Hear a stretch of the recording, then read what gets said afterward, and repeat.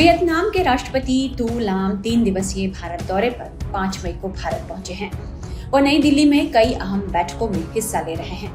माना जा रहा है कि इस दौरान भारत और वियतनाम के बीच रक्षा सहयोग को मजबूत किया जाएगा। चर्चा है कि इसी कड़ी में ब्रह्मोस मिसाइल को लेकर भी भारत और वियतनाम के बीच चर्चा हुई है।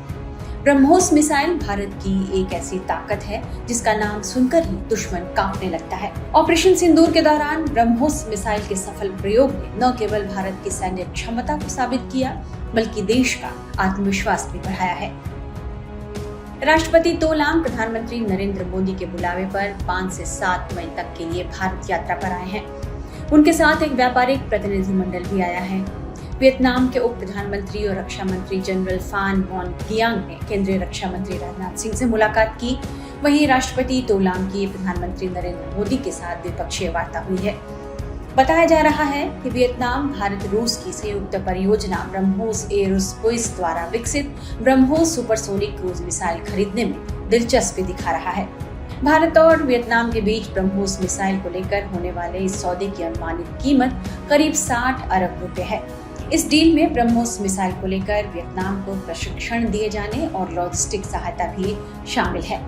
यदि भारत और वियतनाम के बीच यह डील होती है तो भारत की रक्षा निर्यात की दिशा में एक और बड़ा कदम इसे माना जा सकता है। भारत और वियतनाम के बीच तमाम रक्षा समझौतों के बाद ब्रह्मोस का सौदा दोनों देशों के सैन्य सहयोग को एक नई ऊंचाई भी देगा।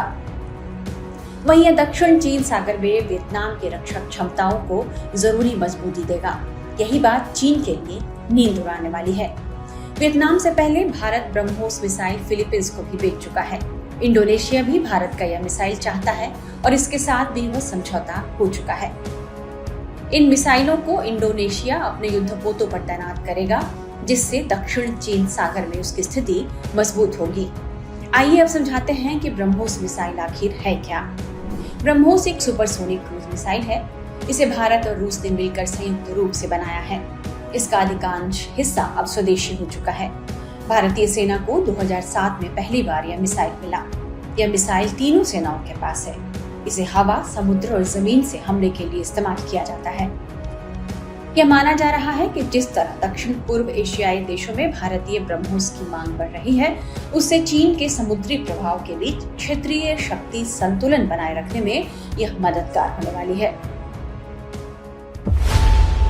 खबरों की रणभूमि में यहाँ शोर नहीं, सोच लड़ती है। जहां शब्द नहीं, फैक्ट्स वार करते हैं और हर सवाल खोलता है सच की नई परत।